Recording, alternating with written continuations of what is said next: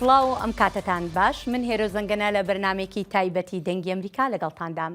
هەفتەی ڕابردوو سەرۆکی پێشووی ئەمریکا داناڵد ترامپ برایە بەردەم دادگا و ڕۆبەڕووی 34 تۆمەت کرایەوە لە دۆسەیەکی بەکارهێنانی پارەی هەڵمەتی هەڵبژاردن بۆ شاردنەوەی پەیوەندی سێکسی لەگەڵ ئەکتەرێکی فیلمی پۆرن بە ناوی ستۆرمی دانیێلز. ئەمە تەنها دۆسەی یاسایی دژ بە داناڵد ترامپ نییە، بەڵکو لێکۆڵینەوە لە سێ دۆسەی تری دژ بە ترامپ هێشتا بەردەوامە. ئەوانش بریتین لە دۆسیەکانی دۆزینەوەی بەڵگەنامەنهێنیەکان لە ماڵەکەیدا لە مارەلاگۆ، هەوڵەکان بۆ دەستوەردان لە هەڵبژاردنەکانی ویلایەتی جۆرجیا لە بەرژەوەندی خۆی و هەروەها هێرشەکەی ئاژاوە گێڕان بۆ سەر کۆنگرێسی ئەمریکا لەو ڕۆژەی ئەنجامەکانی هەڵبژاردننی ساڵی 2020 لە کۆنگرێسدا پەسەند دەکرا.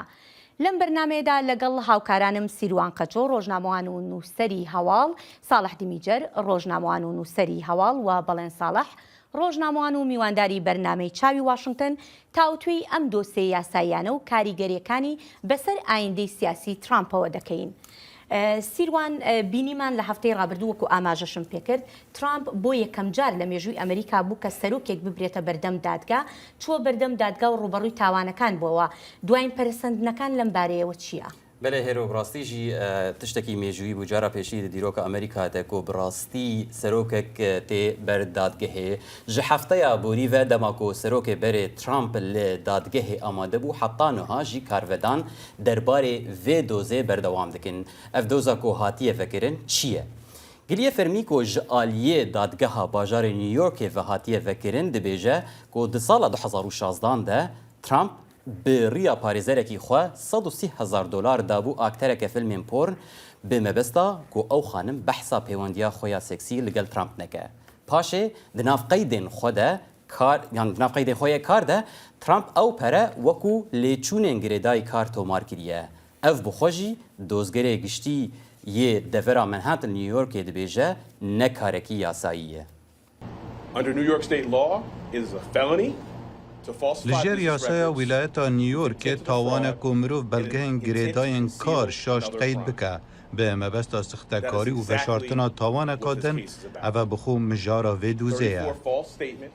Duruştina fermiya yekê de heftaya borî Trump ew tawanên ku lê dijî wî hatine pêş red kir û xwe wekû bêsûc dazanîn. Piştre serokê berê vegeriya cihê rûniştina xwe an ku li wilayeta Florîda û di heman rojê de gotarek pêşkêş kir wekû we jî dît ku tê de bi tundî dev avê dozgerên New Yorkê û herwiha demokratan.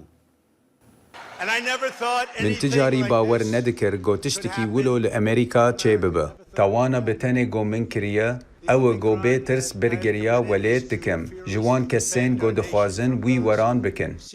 لوی دما کو پسپورên yasayî dibêjin ku dibe ev doz bo demeke dirêj berdewam bike Trump û gelek ji hevalbendên wî ser wê yekê rijdin ku ev doz û dadgehkirina wê xwedî ajindeyeke siyasî ye. Dozgirên New York û gelek demokrat jî li gel van axaftinên Trump û komariyan nehevbîrin hêro. بەڵێ سیروان و بینیشمان کە ترامپ ینی نیکۆلی لە تەواوی ئەو تۆمەتانە کرد کە ڕوبەڕووی کراوەتەوە لەوێ لە دادگا و لە وتارەکەشیا ئاماژەی بەو شتانە کرد. ئەمە شتێکی بەڕاستی بێ پێشی نەبوو لە ئەمریکا شتێکی وا ببینین. بێگومان هێرۆ ینی ئەمە یەکەم جارە لە مێژووی ئەمریکادا کە سەرۆکێکی پێشووی وڵاتەکە بانک بکرێتە بەردەم دادگا بێ لەوەش لە کاتێکایە کە دابەشبوونێکی بەرچاو لە ناو ئەمریکادا دەبینی. دابەشبوونێک ینی ئەتوانم بڵێم دەگەڕێتەوە بۆ ساڵی 2012 و هەر یەکەم جاری خۆکاندیدکردنی داناڵد ترامپ بۆ سەرۆکایەتی ئەمریکا البەتە لەو کاتەدا سەر نەکەوت لە کۆنگرەی کۆماریەکانە بەڵام لە 2016دا هەڵبژاردننی بردەوە لەبەرەوە ڕەوشەکە ئێجگار هەستیارە. ئێستا نەگەر لایەنە سیاسیەکان نەگەر ئەوانەی کە لە ئەنگلی ترامپن یا دژی ترامپن یەک گونابارەکەن بەوەی کە ئەم دۆسەیە دۆسەیەکی یاسایی نیە دۆسەیەکی سیاسیە. ئێستا توانم بڵم دادگاش کەوتۆتە ژێر فشارەوە چونکە وەکو دەزانین لە ئەنگلەکانی ترامپ پێدا دەگرن کە ئەمە دۆسەیەکی سیاسیە پەیوەندی بە هەڵبژاردنەکەی ساڵی 2024ەوە هەیە. لە هەمان کات شاوانی کە دژەبەری ترامپن جەخت لەوە دەکەنەوەڵەن ئەگەر بێت و دادگا بڕیارێکی گونجاو نەدا لەسەر ترامپ ئەوە کەواتە ئەو بڕیارەی کەوتۆتە ژێر فشاری یاسایی سیاسیەوە. بەڵێ بەڵێ بەڵێ هیرۆ مشت خواست تشتێکی بێت دەربارەی دەبێژم سەر ئاخافتنا بڵێن ینی پشتی وگراوی جدادگهی که هاتا بجن تاوان بارکرن وان 34 دوزان لمارالاغو لجهه خوي مارالاغو تشتكي جلكي يعني بوها سياسي نشان داك وكو تشتكي سياسيه للدجيوي كو اف جبر يقرتنا البيشوي كو بك جارك دي كانديد سروكتي امريكاي وقال لك إيريشي دادوار أنجيكر يعني نتهني دادوار بخا إيريش مالبات أنجيكر يعني هناك شيرو فكرت في درباري دبيجن كو يعني بيميس نذكر كو ترامب دفي درباري دا تبه هناك بدن با حتى كو اف فاكولين جبروين ندس فاكولين عم ببن دفي درباري دفي بيميس نذكر كو وها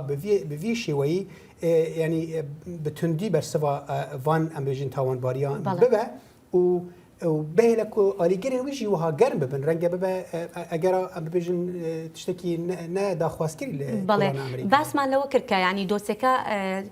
كلاو بدوسيكي سياسي يعني ممكن دوسيكي سياسي اللي كدريتو دم يصير وان بزانم بوتشي دوسكا وايلي هاتو يعني بوتشي لولاتي قرتو كان أمريكا دوسي كسكا سروكي بيشوي أمريكا بو برسترين كاربدس بو لمولات دا إستا ببريتا بردم دادقا بير لو بكريتو كدا صلاة داران يعني باخد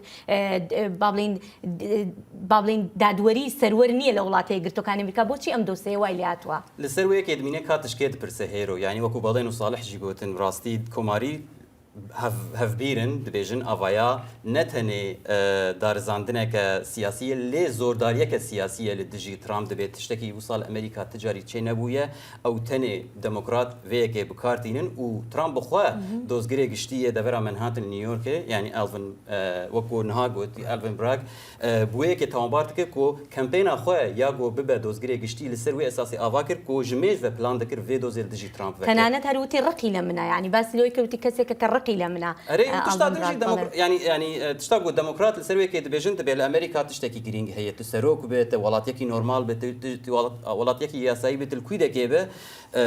حركه كاس نكارت سر قانون راوست قانون سر حركه سيري وفايا خاله سركي يافي مشتمرا هان باش سيروان امي بريسياري تربكم اما دزانين ك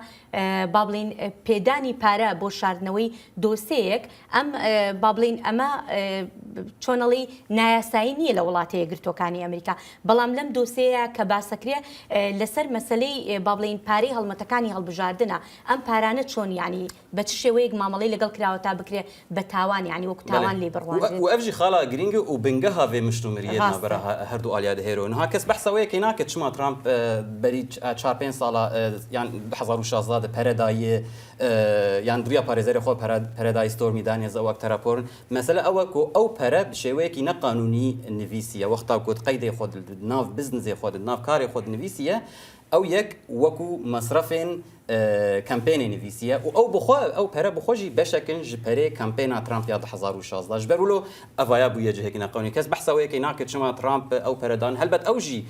duwarê em bêjin duwarê siyasî de belkî ziyanê bigihîne Trump lê piştî helbijartinan diyar bû piştî got Trump bû 2016 bû serok diyar bû ku tesîra wêkê tune bû pirzgirêka ku demokrat û dozgirê giştî li New Yorkê dibêjin ew e ku şêweyê peredayînê çawa ew pere ji kampêna Trump biriya parêzerê Trump hatiye dayîn û çawa qeyd kiriye ew cihê vê dozî لە سەرو هەموو نەشەوە هێرۆ ینی خاڵێکی زۆر گرنگ هەیە چۆن ترامپ ئەو داهاتەی کە بە ناوی هەڵمەتەکانی هەڵبژاردنەوە وەری گرتووە چۆن ئەمەی بە شێوەی نایاسایی خەرج کردووە ئەمە لێرە خاڵەکەی چکە کۆمەڵی ڕێوشوێن هەیە ئەوەی کە دەبێتە کاندید بۆ سەرۆکایەتی حکوومەتی فێدراڵی بودجەیەکی تایبەتی بۆ تەرخان دەکا بەڵامەوە نییە ئەو بودجەیەتر بە ئارەزووی خۆی تەخشان و پەخشانی بکە ئێستا خاڵە گرنگەکە و کوسیروانیش ئاماژەی پێکرد ینی بریتە لەوەی کە ترامپ دوور لە هەموو ڕێوشێنە یاساییەکان دوور لە هەموو ڕێوشێنانەی کە دانراون بۆ خەرجکردنی پارەکە ئەو پارەی خەرج کردووە و دواتر پسوڵەکانیشی گۆڕیوە ینی خستوێتێ ناو پسوڵەی کارداریەوە و ئەمانە ینی کێشەی گەورەن بەڵام ئەوەی پێم وابێ ینی لەم ساڵات چونکە هەڵمەتی هەڵبژاردن بەڕێوە ینی ساڵێکی گرنگە بۆ ئەمریکا بۆ سیاسەتی ئەمریکا کە هەڵمەتی هەڵبژاردن بەڕێوە و دەشزانین ینی ترامپ یەکێکە بێ لە کاندیدەکانی کۆماریەکان خۆی کاندید کردووە بۆ بوون بە بەربژێری سەرەکی کۆماریەکان و هەتا ئێستاش لەسەری لیستەیە بەڵێ ئەسخوازم وێ ببێژم هێرۆ دوێ دەربارەیدا ینی ئەرگومەنتە کۆمەریەنج دوێ دەربارەیدا کووان تشتێکی یاسایی نکریه وەک مەگوتە ئەوە هەمی هەلمەتێکە سیاسیە لە دژی ئەو جارێکە دن نەبە کاندیدی سەرۆکەتی ئەمریکا بەڵام هەر توانێت ببێ بە کاندید یعنی ئەمە شتێکە لە ترامپ هەر توانێت فشارش بۆ ببژن بنگە هاویە گەل ناو خەلکێدا بۆ دەنگی وی بێنەکەیمکردن یعنی ئەو دبژن ئەوە هەلمەتەکەن هەمی لە دژی من ئەم دەزاننیژی کۆ دخوازم باڵاو بکشیم سەرڤەیەکێژی کۆ یعنی ئەو ئەم ببێژن دۆزا ستۆرمی دانیێلز نەیا هەری ئەم ببێژن دەستپێک پێشدا و حتا ئەو بوون یانە بێژن نها دەستپێ کرد دەستپێکردنەوەی نایە واتەیە و ئەڤیا هەری گرینگە هاتە vê قۆناغێ ji ber ku ew 2016 de dest pê kir dozên dinên ku em bibêjin em ê niha behsa wan bikin ewana gelekî ji vê girîngtir in. هین وێ درێژ بک ینی ئەم دەست پێکرد نایە واتەیە و بەری هەلبژارتنان بێ لەوانەی کە باسییان کرد سیروان و ساڵح ئێرۆ خاڵێکی زۆر گرنگە ئێستا کاندیدەکانی کۆماریەکان یان بە تایبەتی ئەوانەی کە بە فەرمی خۆیان ڕاگەیانرۆ بۆ هەڵبژاردننی ساڵی 2024 ینی لە وەکو بڵێ لە کێشەیەکی گەورەدان نازانن دەنگەکانی خۆیان والێ بکەن کە پشتیوانی لە ترامپەکان لەم دۆسەیەدا یا بەرەنگاری بنەوە هەمووشیان دەزانن ترامپ کەسێکی بەهێزە لە ناو کۆماریەکانە بنکەیکی جەماوەری زۆری هەیە یان ئەگەر لە بیرمان بێت لە وتارەکەی فلۆریدا ئاماژەی بەوە کرد ئەڵێ من تەنها سەرۆژێکم کە 75 ملیۆن دەنگم بەدەست هێناوە. اینجا ئەمەش کێشەیەکی بۆ ناو کۆماریەکان دروست کردووە نیکی هێڵی هیچ قسەیەکی ئەو تۆی نەکرد لەبارەیەوە دیسانتۆ لە فلۆریدا لەگەڵ ئەو هەموو ڕکابەریە گەورەی لە نێوانیانە بەڵام نەیتوانیوە تا ئێستا بەڕاستەوخۆ قسەیەک لەسەر ترامپ کاچکە دەزانێت بەم لادابێ بەو لادابێ لە هەڵبژاردنەکان ئەمەش با بزانین ینی دۆسیەکانی تر وا دێنە پێشەوە لەسەر ترامپ واروە ئەم دۆسەیە بەرەو پێشەڕە لە دوای ئەوە لەوانەیە ئەوانش قسەی خۆیانە بێجارێ چونکە بابیرمان نەچێ ترامپ ئێستا لە دادگا تاوانبار نەکراوە هەتا ئێستاژ ینی ئەمە لەلایەن دەستەی باڵای سوێن خۆرانەوە کە دامەزرا بوو لەلایەن با بڵین داواکاری دادگاهکردنەوەی دەست پێ نەکرد دادگاهکردنەوەی بەفەرمی دەست پێ نەکردنی ئەوە تاوانبارینە ئەم ببێژن لیستە تاوانباریە ئاراستەی وی بووە وێ هەرحال پەیوەندی ناوێنە دۆزگەران و ناوێنە پارێزەرین ویدا ببن هەتا کو دەمێکێ ji بۆ ئەم بێژن دادگاهکردنەوەی بێتە ناسکردن ڕەنگە نە ئیساڵ بێژی ڕەنگە دەستپێکە ساڵە بێدا دەبێ دۆزێدا دۆزێ دن وێ پێشتا وەرن لێ ئەف دۆز ینی نها هەنە دەستپێکاوێ شتێک نەبووە ئاگۆ دهێلە مەرۆ باوەڕ بکە و ئەف کێس وێ درێژ بکە ترامپ دەستپێکی وێ ڕۆژە یانی ڕۆژە هەفتەیە بوری گوت کو از بی سوجم یعنی اشکرا گوت کو از بی سوجم ایجاب آوایی کی فرمی دوز دویده که دست پیدا که جبو گوت نا صالح از بداوی بکم بلکی پشتی هالبجارتنا بيجي جبرجو بسبور نها بيك بيجن احتمالك دريج بك حتى پشتی هالبجارتنا صالح بله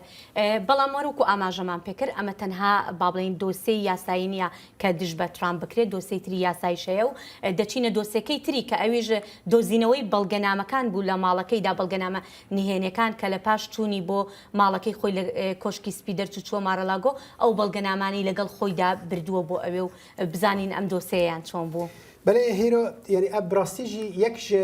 دوسین هری هستار و رنگ هری مترسیداره که ترامپ راستی وانته یعنی گلک دبیجن دو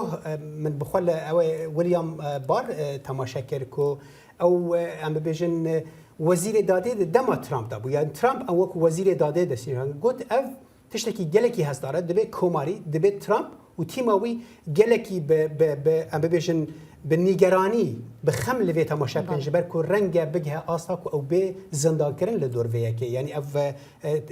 جلكي هستار دفي دوزيدا برسفدانا اف بي اي يا مها تبغى صاله بوري لمارا لوجو وهلوسته كتوند ترامب وتيماويا بارتيا كوماري وبجشتي بخو فجرت اليس ستيفانيك عندما كوميتا اغاداريانا انجمنا نونران افغاوا اف بي اي وكبيجن دست سركرنا مارا لوجو بن بيكرنا دسلاتا اجانسي اني زمان Li serdegirtina FBI bo mala Trump bin pêkirina tevahiya desthilatkariya wê ye û wekû xelkê Amerîka dizane mixabin ev serkirdayetiya FBI heman serkirdayetiyê ku Hillary Clinton û James Comey parastin. û hîn jî Hunter Biden diparêze heman serkirdayetiyê ku belavkirina derewan li dor Rusyayê bi salan berdewam kir. û ne tenê ev pirsgirêkên netewî bûne sedema bêbaweriya dîrokî ya di nav gelê Amerîkî de. Pirsgirêkên xwecehî jî hene wek numune li navçeya min. Lê Amerîkî jîrin û wan têra xwe tiştên wiha dîtine. وەکمە گوت ئالیگرên Trump dibêjin ew şerekî siyasî ku bi wan re dibe lê tiştê balkêş ew ku di meha 11 sala borî de hin belge li mala serokê niha Joe Biden jî lê Delaware hatin dîtin û wezîrê dadê Merrick Garland biryar ku ev doz jî wekiya Trump e dozên asayî nînin û wan pêwîstî bi dozgerên taybet hene. وەزارەتا دادێ ji zû da nas kiriye ku di bin dûzên awarte da di berjewendiya giştî daye ku rawêjkarekî taybet were binavkirin ku serbixwe lêpirsîn û dozgeriyê rêve bibe. Li ser bingeha geşedanên dawî di nav da ragihandina serokê berê ku ew berbijarê serokatiyê di hilbijartinên bê da û serokê niha jî niyaza xwe berbijariyê diyar kiriye, ez gihiştim wê encamê ku di berjewendiya giştî daye ku rawêjkarekî taybet were destnîşankirin. Belê hîro em dizanin ku Trump birina van belgeyan bo mala xwe wekû tiştekî asayî tiştên kesayetî ne yanî net tiştekî ku em bibêjin divê jê bêtirsin. Em ê berfirehîn behsa vê bikin lê tiştê balkêş divê derbarê destxwazin bibêjin ew ku Trump hetan hajî پێوەناسینە وەیەکێ ناکە کە وی تشتێک ت گونەهکاری لێ دەربڕێت. بەڵێ بەڵام دەڵێن ینی ئەو بەڵگانی کە لە ماڵەکەی با بڵێن بایدنا دۆزراوە هەروەها باسی بەڵگەنامە لە ماڵی پێنسی شەکرانی جیاوازی هەیە لەو بەڵگەنامانی لەو ئەندازەی ئەو بەڵگەنامانی کە لە ماڵی ترامپا دۆزراونەتەوە چونکە زۆر بووە ئەو شتانی کە دۆزراوەتەوە لەوێ. بێژگەلەوەی کە زۆر بووە دەڵێ بەڵگەنامەی تیادا بووە کە ئێجگار نهێنی بووەوە تەنانەت مافی برنە دەرەوەیشی نەبووە هەرچەندە هەتا ئێستا لەسەر ئەو بەڵگەنامانی کە لە ماڵی بایدن دۆزراونەتەوە یا ئەوانەی کە لە ماڵی مایک پێنس دۆزراونەتەوە ینی هەنگاوێکی ئەو تۆ نەنراوە بەڵام ئەمەی کە لەگەڵ ترامدا دەکرێت پەیوەندی هەیە یەکەم بە هەستیاری بەڵگەنامەکانەوە دووهەمیش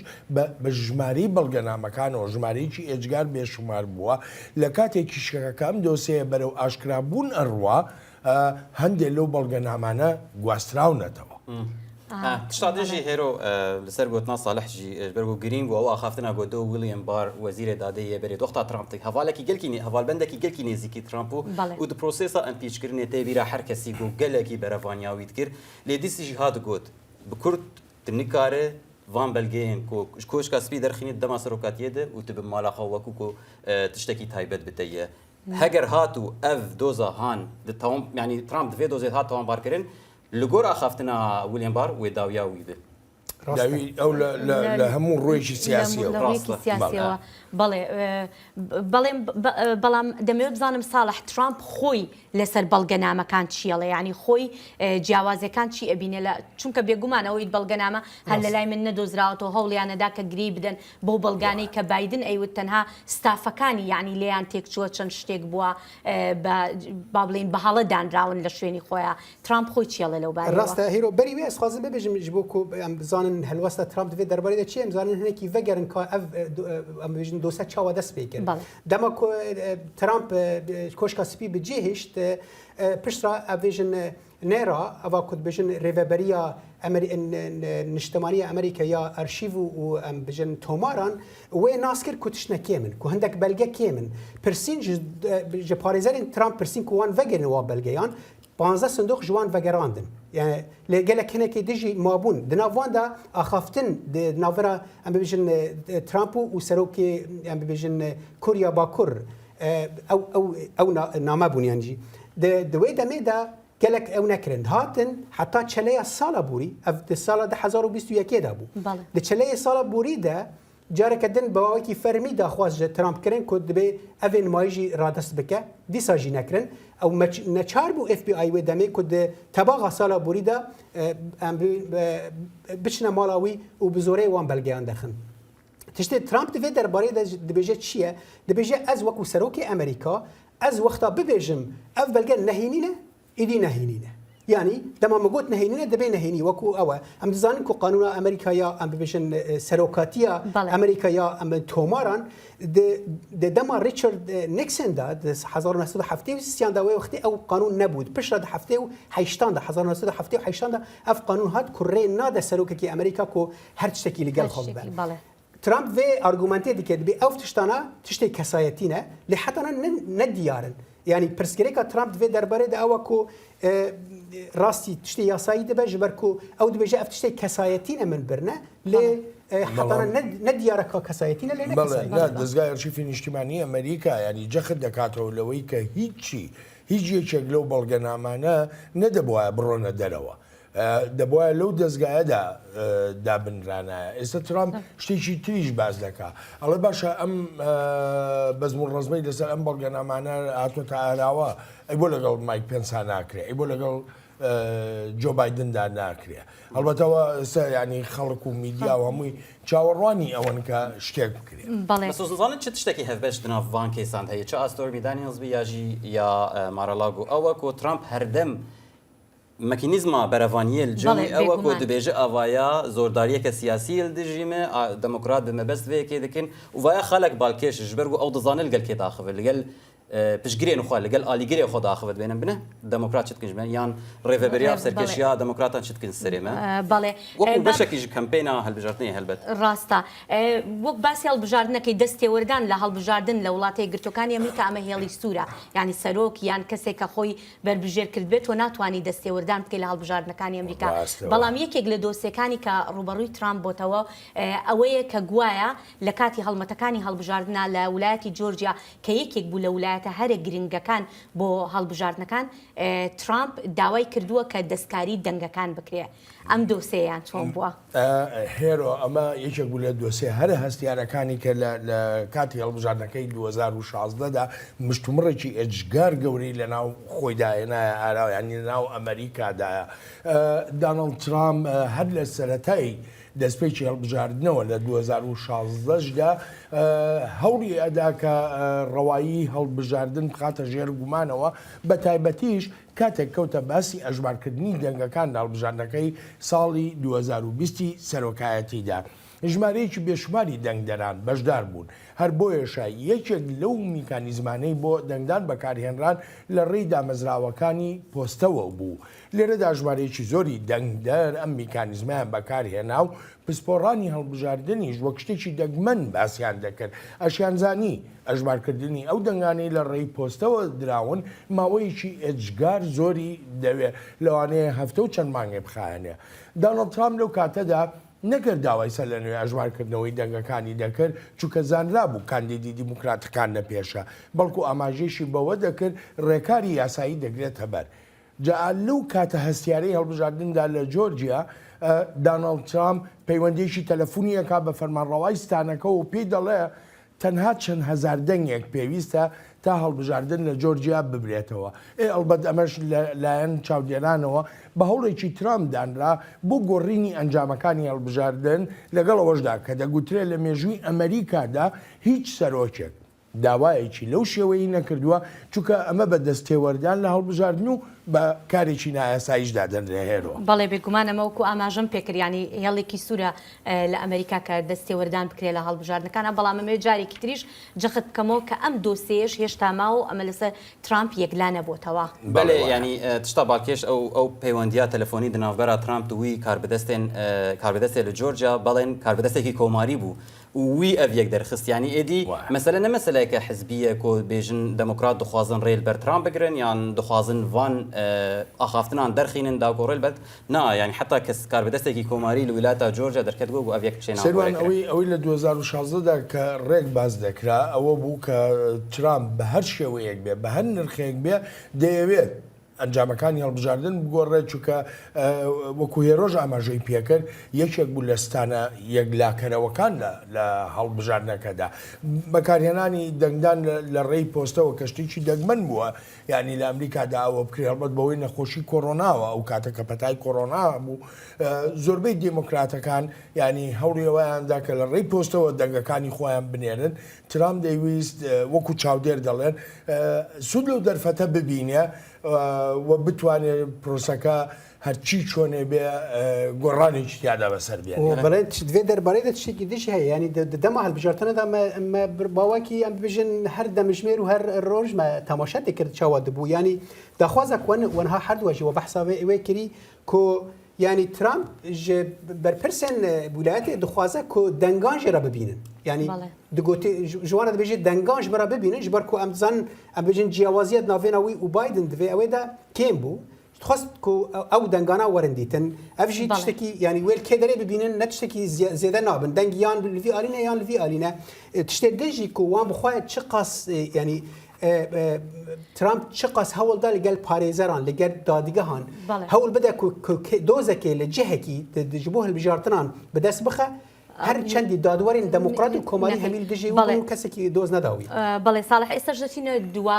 با بڵین کەیسی کە لە دژی ترامپ هەیە لە 6/1/2021دا گروپێکی ئاژاوەگێر لە لایەنگرانی دانالد ترامپ هێرشیان کردە سەر باڵەخانەی کۆنگرێز لە کاتێکدا دانیشتنی هاوبەشی کۆنگرێز بەڕێوە دەچوو بۆ بە فەرمی ناساندنی ئەنجامەکانی هەڵبژاردننی ساڵی 2020 کە تیایدا جۆ بایدن سەرکەوتنی بەدەستهێنا بوو هەزاران کەس لە 5 و 6 مانگ لەسەر داوای خودی ترامپ لە واشنگتن کۆبووبوونەوە بۆ پشگیریکردن لەو ئیدعایی کە ترامپ دەیگوت لە هەڵبژاردنەکاندا فرت و فێڵکراوە و داوای دەکرد مایک پێنسی جێگیری سەرۆک و کۆنگرێس ئەنجامەکانی هەڵبژاردن ڕەت بکەنەوە نزیکەی نیوەڕۆی ئەو ڕۆژە لە ڕێپێوانی بەناوی ئەمریکا بپارێزە ترامپ لە وتارێکیدا چەند جارێک ئەو ئیدعایی دووپات کردەوە کە هەڵبژاردنەکان فرت و فێڵی تێدا کراوە و تەنانەت لە شوێنێکدا گوتی ئەگەر شەڕێکی قورس نەکەن ئەوە چیتر خاوەنی وڵاتێک نابن لە هەمان وتاریدا گوتیشی دەزانم ئەوانەی کە لێرن خێرا دەڕۆن بەرەو باڵەخانەی کۆنگرێس تا بە ئاشتیانە و بە نیشتیمان پەروەرانە دەنگتان ببیسترێت.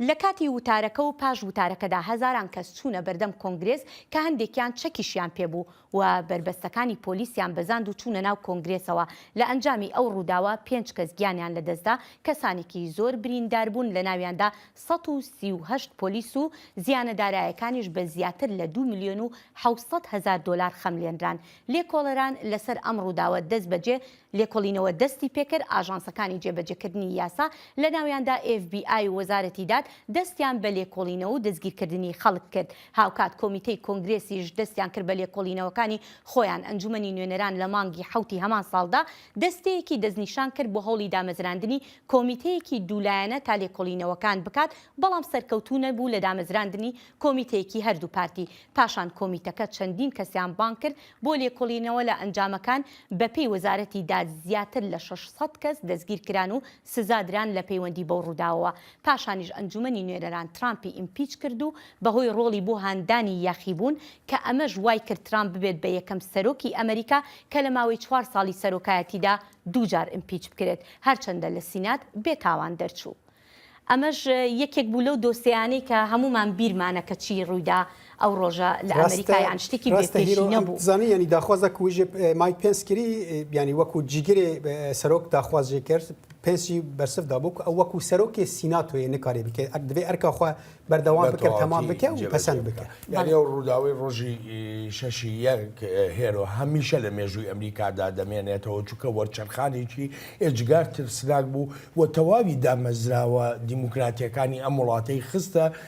ژێرباری هەڕەشە و مەترسیەکی گەورەوە. و تشتا هەری باڵکێشێک و ئەڤ یەک بوو سەدەما